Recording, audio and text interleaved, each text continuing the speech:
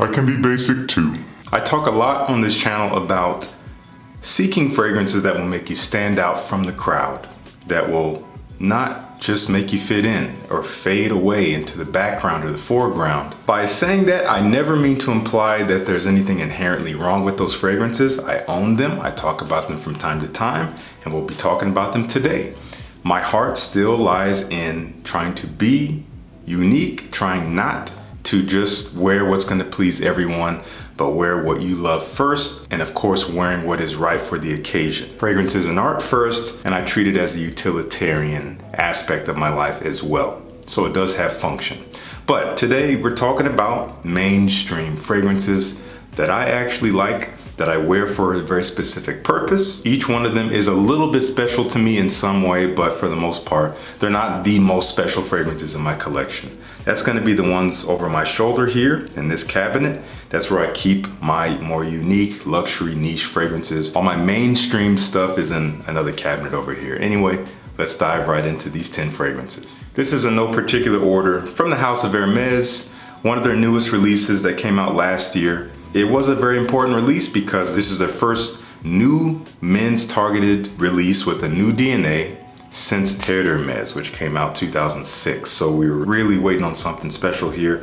And we got H24, which I don't know if I would call it a special fragrance, but the more I've gotten to wear it, the more I enjoy it. It is very functional, but it's also a little bit different. It does use some decidedly different ingredients. It is fresh, it's green, but it's mostly metallic and kind of cold smelling. It uses something called sclerine, which I think is some kind of aroma chemical that is supposed to smell metallic. It also uses some citrus. They may not list it, but I do get some kind of bright, maybe bergamot in here. It does have some woods and it has some narcissus, which is quite a different note here. It is a flower, but it comes across more green and earthy than it does fresh and floral or sweet and powdery. It's nothing like that. It's more on the darker side of things, and it goes very well with this composition. The fragrance doesn't change that much. It's a little bit linear, but it is, even though a little bit different, very easy to wear, super pleasing, definitely is going to come across as refined and clean,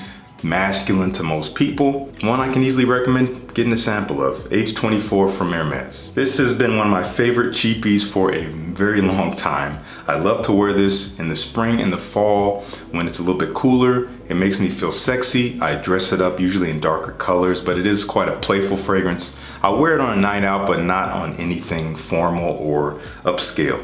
From Calvin Klein, this is Euphoria Intense. A simple profile, spicy, sweet, warm, but also a little bit fresh and woody. It does have this kind of vanilla or tonka bean or amber-like sweetness and warmth to it. It does have a little bit of a lavender-like freshness, something almost clean, but not shower gel-like. It's just a little bit of a transparency. Apparently there's some oud in here. Don't really get much of that. There is some ginger, making it a little bit spicy and zingy and fresh, but it's mostly sweet. And it is sexy. Although it does smell basic, it does smell very generic. It also doesn't smell super harsh or cheap. It actually smells of decent quality for what it is. So I've always really appreciated Calvin Klein Euphoria Intense. Let me know if you've tried this one. From the house of Michael Malul, this is what you would call an inspired fragrance. You could call it a clone, whatever. And this is inspired by Dior Savage. This is their black tie 511 from the Couture collection. I did review this, you can check it out here. And honestly, this is like the eau de toilette version of Dior Savage. Smoother, rounder. Still pretty strong, but not as strong as the original. Spicy and fresh. And by making it smoother and rounder, it's closer to something like Prada Luna Rossa Carbon, which is also wonderful.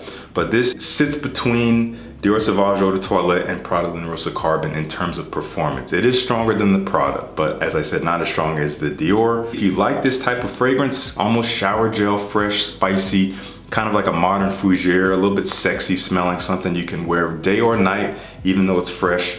It works for so many occasions. Good quality ingredients here, but it's nothing new. It is very much on this train track of the Dior Savage DNA. So if you like it, this is a decent alternative that is, I'd say maybe a little bit more refined to my nose than Dior Savage. But coming up next here actually is Dior Savage. But not the Eau de Toilette, which I don't really care for that much these days. This is the Elixir, the newest flanker, which I prefer to all of them.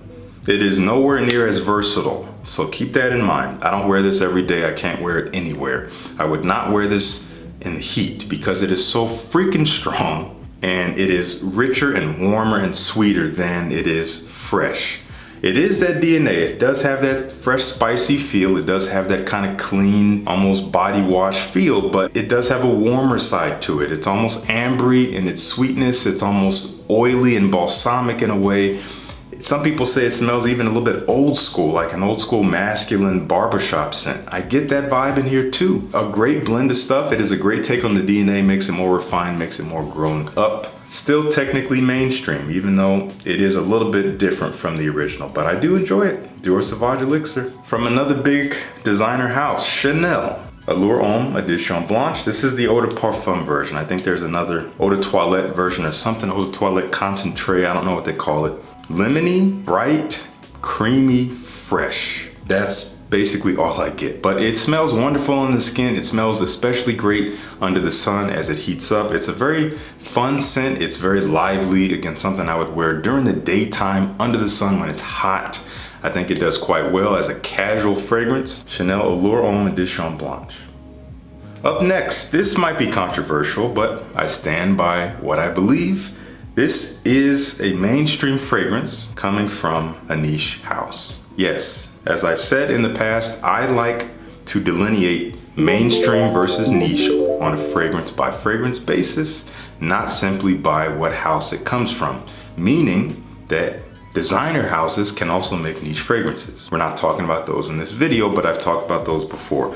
But this is from MaxAroma. This is called Cedra Boisé.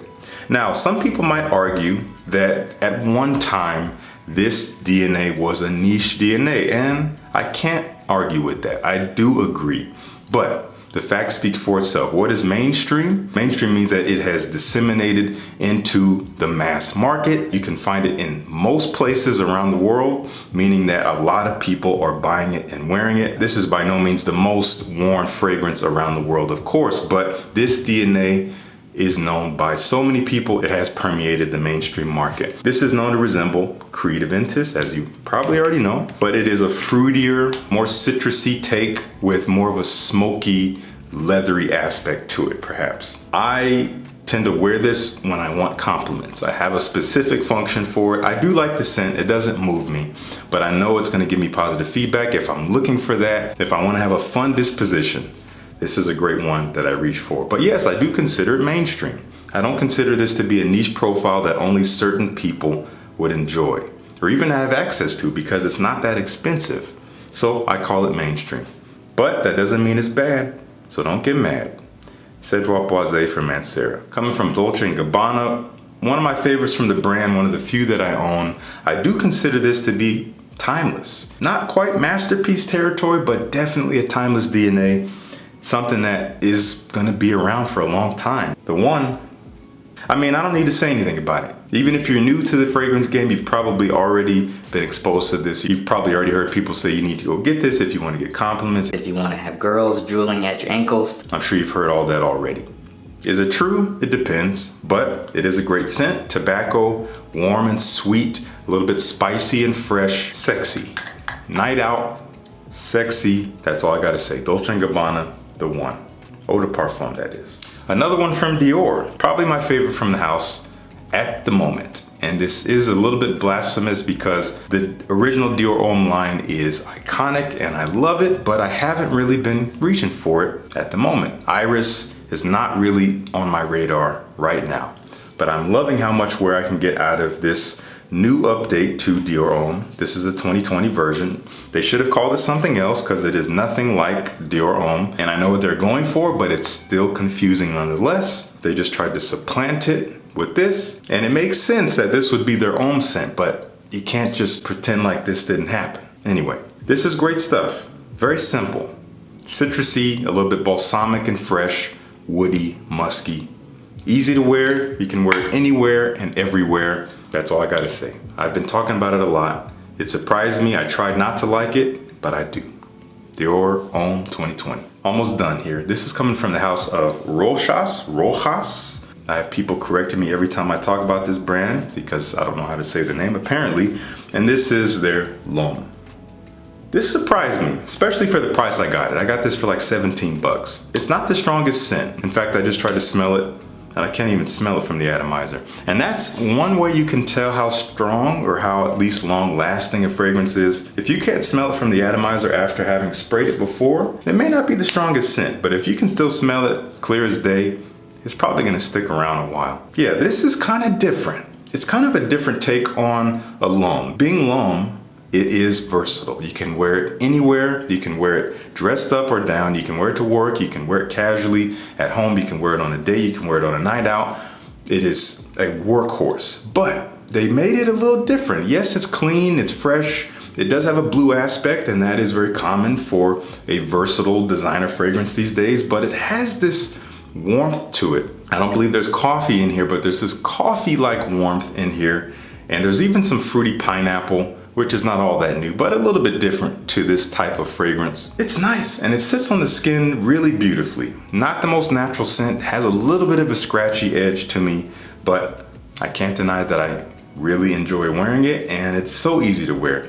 And when you can get it super cheap, it's a no-brainer if budget is a thing for you. That is L'Homme from Rojas, whatever you want. And finally, this might be my favorite one. I know it's not in order, but I've definitely worn this the most out of all of these. I've been talking about it for a while. It's one of my favorites from the brand, even though it is super basic, but it's really nice. From Parfum Marley, this is Sedley. Fresh and spicy, minty, citrusy. I get a lot of mandarin orange. I get a lot of mint. I get some woods. I get something a little bit sweet. I think it's the mandarin orange that's a little fruity in here.